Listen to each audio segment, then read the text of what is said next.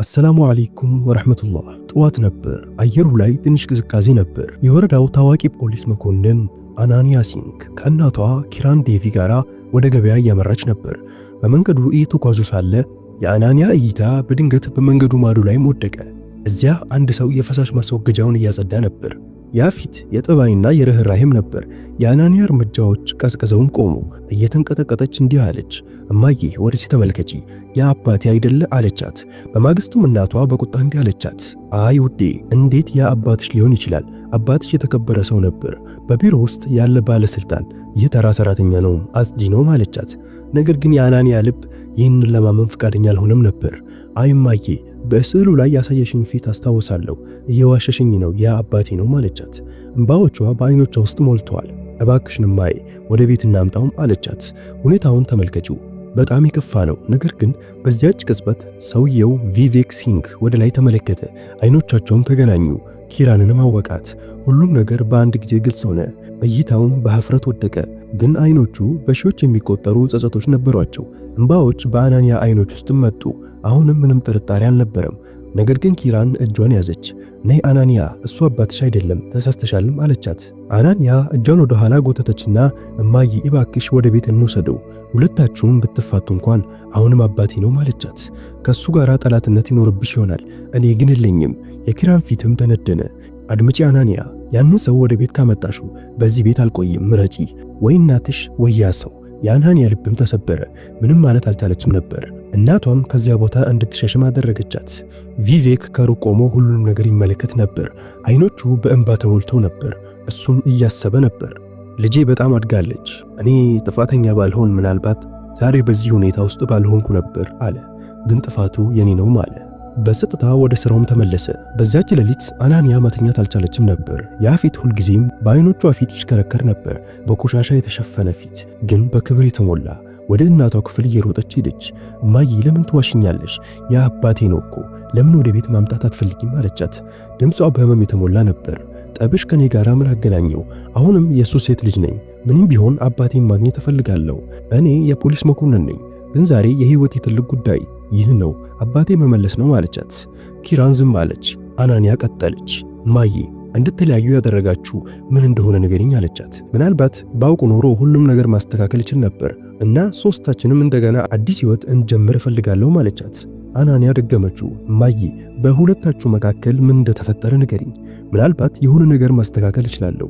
እኔ የፖሊስ አባል ነኝ፣ ግን የራሴን ህይወት ጉዳይ መፍታት አልቻልኩም። ግን ዛሬ የሰውን ህይወት ከመፍታት በፊት የራሴን ህይወት መፍታት አለብኝ።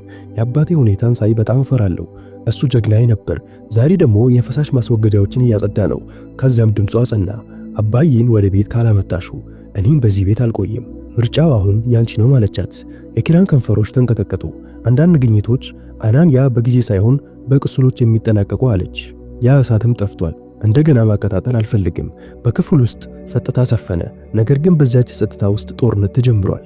በእናትና በሴት ልጅ መካከል ሳይሆን በፍቅርና በክፋት መካከል ነበር። ኪራን ጥልቅ ትንፋሽ ወስዳ በዝቅተኛ ድምፅ እንዲህ አለች፣ ያም ሆነ ይህ አባትሽ ጥሎኝ ሄደ። አናንያ አሁን እኔ ልትተኝ ከፈለግሽ መሄድ ትችያለሽ፣ ግን ያንን ሰው ወደ ቤት በጭራሽ አልጋብዝም፣ በጭራሽም አለች። በድምጿ ጸንታ ነበር፣ ነገር ግን በአይኖቿ ውስጥ ፍርሃት ነበር። አናንያ እናቷን ተመለከተች። እማዬ ለምን በጣም ትቆጫለሽ? ምን ተፈጠረ? ኪራን ግን ዝም አለች። በክፍል ውስጥ ዝምታ ብቻ ነበር። በዚያ ዝምታ የአናንያ ልብ ይመታ ነበር። ማሰብም ጀመረች። አባቴ በእርግጥ መጥፎ ሰው ነበር ወይስ እማዬ ሌላ እውነት እየደበቀችኝ ነው ብላ አሰበች። እነዚህ ጥያቄዎች ልቧን እረፍት አሳጧት። ጠዋትም ተከሰተ።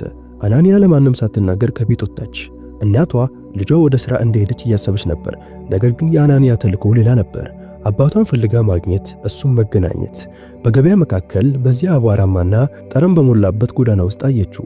አንድ ሰው ጎንበስ ብሎ በእጁ የቆርቆሮ ባልዲ ይዞ የፈሳሽ ማስወገጃዎችን እያጸዳ ነበር።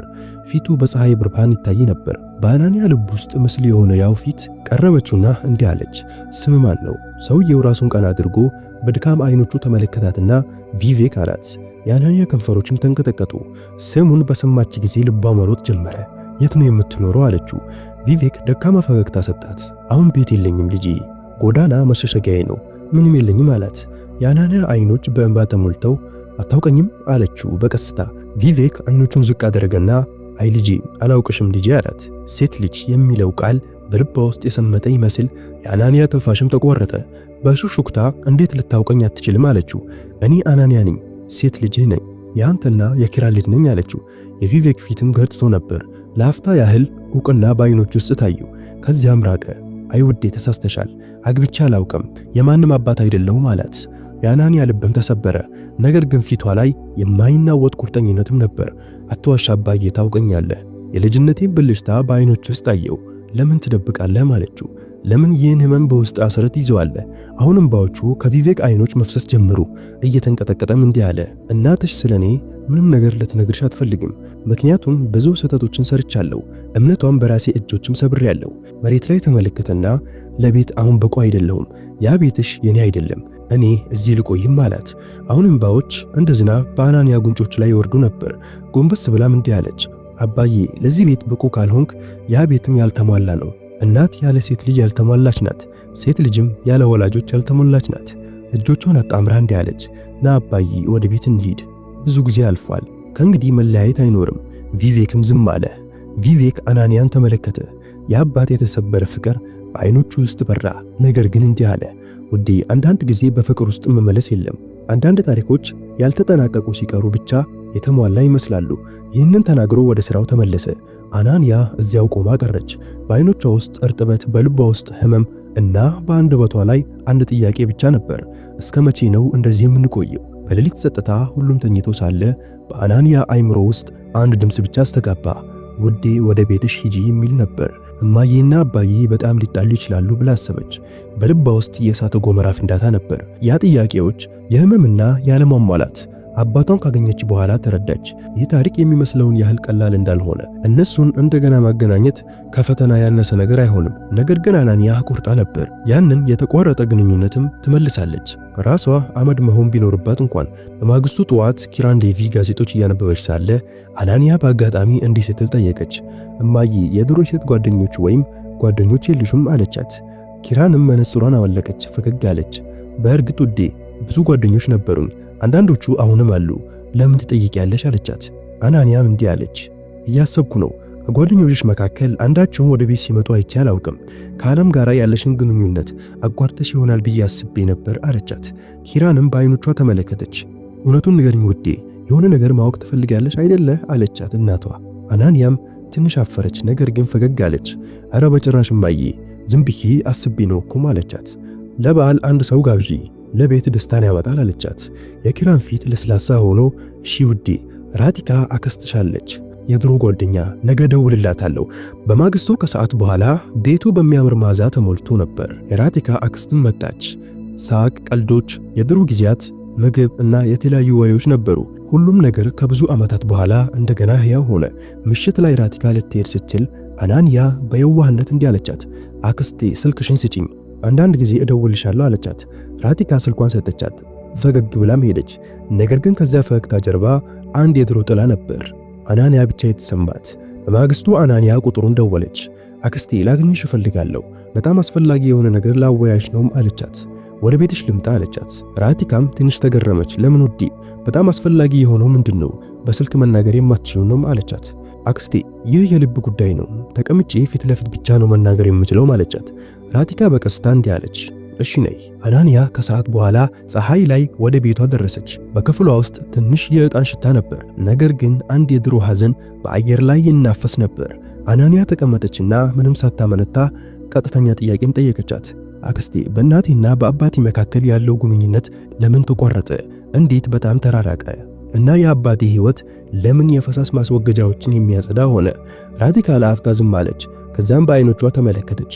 ውዴ የምትጠይቂው ታሪክ ጣፋጭ ሳይሆን በጣም መራራ ነው። እንባዎቿ በአናንያ የዓይን ሽፋኞች ላይ እየተሰበሰቡም ነበር። መራራነቱን አልፈራም አክስቴ፣ እውነት ያስፈልገኛልም አለቻት። ራቲካ ትንፋሽ አመጣችና ያለፈውን መጋረጃ ማንሳት ጀመረች። እናትሽና አባትሽ ሲጋቡ እንደ ህልም ነበር።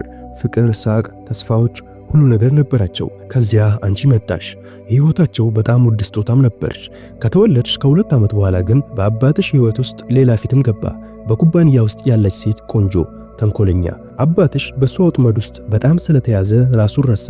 በፍቅር ስም አባትሽን ዘረፈች፣ ገንዘብ፣ መሬት፣ ክብሩንም ጨምሮ። እናትሽ ምንም አታውቅም ነበር። ሁሉንም ነገር ታግሳለች። ማመኗን ቀጠለች። እውነቱን ስትረዳ ግን እምነቷ ሞተ። እሷና አባትሽ እርስ በእርሳቸው መጋፋት ጀመሩ። አሁን ግን በዓይኖቻቸው ውስጥ ፍቅር አልነበረም፣ ጥላቻ ብቻ ነበር። ከዚያም ተፋቱ። አባትሽ ተሰበረ፣ ተመታ፣ ስራውንም ለቀቀ፣ ቤቱንም ለቀቀ። ምናልባት ራሱን ትቶ ይሆናል። አሁን ያለበት ቦታ ለሷ ትክክል ላልሆነ ሰው ላለው ፍቅር ቅጣት ነው። የራቲካ አይኖች እርጥብ ነበሩ። የአናንያ ከንፈሮች ተንቀጠቀጡ። ታዲያ ይህ ሁሉ ጥፋተኝነት በአንድ ስህተት ምክንያት እና እማዬ አሁን በዚያ እሳት ውስጥ እየነደደች ነው። ራቲካ ራሷን ዝቅ አደረገች። አንዳንድ ቁስሎች በጊዜ አይፈወሱም ውዴ፣ ከነሱ ጋር የመኖር ልምድ ብቻ ይሆናል አለቻት። የአናንያ እንባዎቹ ጉንጮች ላይ ይወርዱ ጀመር። አክስቴ አሁን አንድ ነገር ብቻ ነው የሚጠበቅብኝ፣ እማዬና አባዬን በአንድ ጣሪያ ስር መልሼ ማምጣት። ለዚህ መላውን ዓለም መዋጋት ይኖርብኛል። ራቲካ እጇን በራሷ ላይ ጫነች። በእውነት የምትፈልጊው ከሆነ ውዴ፣ ምናልባት እጣ ፋንታም ሊያስፈልግሽ ይችላል።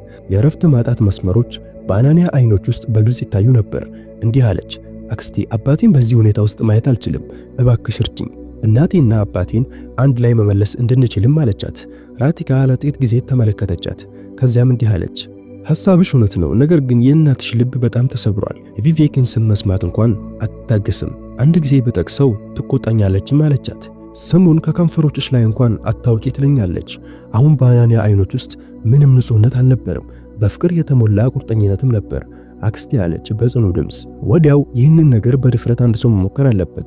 ሁሉም ሰው እየፈራ ከቀጠለ ይህ ጥላቻ በጭራሽ አያበቃም። ዛሬ ወደ አባዬ እንሂድ። ራቲካ በቀስታ ራሷን ነቀነቀች። እሺ ውዴ፣ ምን እንደሚሆን እናያለን አለቻት። አሁን ፀሐይ ጠልቃለች። በመንገድ ዳር ያው ሰው ቪቬክ በደከመ ሰውነት የፈሳሽ ማስወገጃዎችን እያጸዳ ነበር። የአናንያ እርምጃዎች ሰምቶ ወደ ላይ ተመለከተ። ፊቱ በቆሻሻ ተሸፍኖ ነበር፣ ነገር ግን በዓይኖች ውስጥ ብልጭታ ነበሩ። ምናልባት የሴት ልጁ መምጣት መጽናናት።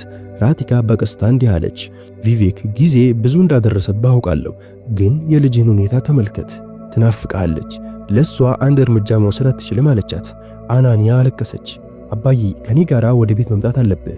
እንደዚህ በመንገድ ላይ ተሰራ ማየት አልወድም። እኔ የፖሊስ መኮንን ነኝ፣ ግን በክብርና በሰላም እስከመኖር ድረስ ነፍሴ እረፍት አታገኝም አለቻት። በቤት ውስጥ ከእናቴ ጋራ ያለህን ግንኙነት አቋርጠህ ሊሆን ይችላል፣ ነገር ግን የኔ ግንኙነት አሁንም እንደቀጠለ ነው አይደል አባዬ አለቻት። የቪቬክ አይኖች በእርጥበትም ተሞሉ። እየተንቀጠቀጡም እንዲህ አሉ፣ ውዴ አንቺ ልጄ ነሽ፣ ያ እውነት ነው፣ ግን ቤትሽ ከእንግዲህ የኔ አይደለም። ሕግ የሰበረው ግንኙነት ልብ መቼም ሊታረቅ አይችልም። እዚያ ደስተኛ ነሽ፣ እኔም እዚህ ነኝ። ለኃጢአቴ ዋጋ እየከፈልኩ ነው ማለቻት። አናንያ እንባዋን ጠረገች። አይ አባዬ፣ አሁን በቀላሉ ወደ ቤት መምጣት አለብህ። እማዬ ደውላ ይቅር ብለሃለች። ቪቬክም ደነገጠ። በእውነት አላት። አናንያ አንገቷንም ነቀነቀች። ግን ዋሽታ ነበር። ነገር ግን ሐሳቧ እውነት ነበር። የቪቬክ ልብም ቀጠለ። ኪራን በእውነት ከጠራችኝ ምናልባት ሁሉን ቻይ የሆነ አምላክ ሌላ ዕድል ሰጥቶኝ ይሆናል ብሎም አሰበ። ከጥቂት ቆይታ በኋላ ሶስቱም አናንያ፣ ራቲካና ቪቬክ ወደ ቤት አመሩ። በመንገዱ ላይ እንግዳ የሆነ መረጋጋትም ነበር። ዓመታት ሸክሙ እየተነሳ ይመስላል። ነገር ግን በሩ እንደተከፈተ ኪራን ዴቪ ያየችው ፊት በንዴትም ተቃጠለ። አናንያ ምን እያደረግሽ ነው? ያንን ሰው ወደዚህ ቤት እንዳታመጪ በግልጽ ከልክዬሻለሁ አላልኩሽም አለቻት። ይህንን ሁሉ ለምን ታደርጋለሽም አለቻት። ቪቬክ ራሱን ዝቅ አድርጎ ልሂድ በቃ እኔ ግን ያኔ አናንያ በፊቱ ቆመች። አይ አባዬ፣ አሁን ወዴትም አትሄድም። ይህ ቤት ያንተ ነው። አባቴም በቤት እንዲኖር እፈልጋለሁ። ስህተት ከሰራ አሁን እናረመው። ይቅርታ ጠይቅ አባዬ፣ አንድ ጊዜ ብቻ አለችው። የቪቬክ አይኖች እንባ ሞልተዋል፣ ግን ምንም ከመናገር በፊት ኪራንም ጮኸች። ይቅርታ እኮ በጣም ቀላል ነገር ነው። እምነቴን የሰበረ ህልሜን ያደቀቀ ሰው እንዴት ይቅር ልለው እችላለሁ ማለቻት። ራቲካ ወደፊት ተጠጋች። ኪራን ሁሉን ነገር አውቃለሁ፣ አሁን ግን ልጅሽ እየተሰቃየች ነው። በህይወቷም ተሳክቶላታል፣ ግን ከውስጧ ፍቅር ጠፍቷል ማለቻት። በዛ ግቢ ውስጥም ዝምታ ሰፈነ። የአናንያ የለቅሶ ስቅስቅታ ያስተጋባ ነበር። በእናቷ እግር ስርም ተቀመጠች። እማዬ ልለምንሽ እባክሽ አንድ ሁኑ። ምንም ሀብት ምንም ሰው አያስፈልገንም፣ የአባቴ መኖር ግን ያስፈልገናል አለቻት። የኪራን አይኖች እንባ ቀረሩ። ቪቬክን መመልከት ቀጠለች። እንደ ሁል ጊዜ ሁሉ ነገር የነበረውንና አሁን እንግዳ የሆነ ሰው ጊዜ የቆመ ይመስላል። ቀስ በቀስ እጇን ዘረጋች እና የቪቬክን እጅም ያዘች። እንባዎቹ ከሁሉም አይኖች በአንድ ጊዜ ፈሰሱ። በክፍል ውስጥ ዝምታ ነበር፣ ነገር ግን በዛ ዝምታ ውስጥ ሰላም ነበር። የፍቅር የይቅርታና የአዲስ ጅማሬ። አናንያ ፈገግ አለች። ለዓመታት የጠፋው ፈገግታ በዚያ ቀን አንዲት ሴት ልጅ ወላጆቿን ብቻ ሳይሆን የተሰበረ ታሪኳንም እንደገና ሙሉ አደረገች። አንዳንድ ጊዜ ፍቅር አይመለስም። ወደ ህይወት ለመመለስ አንድ እውነተኛ ደፋር ሰውን ይጠይቃል።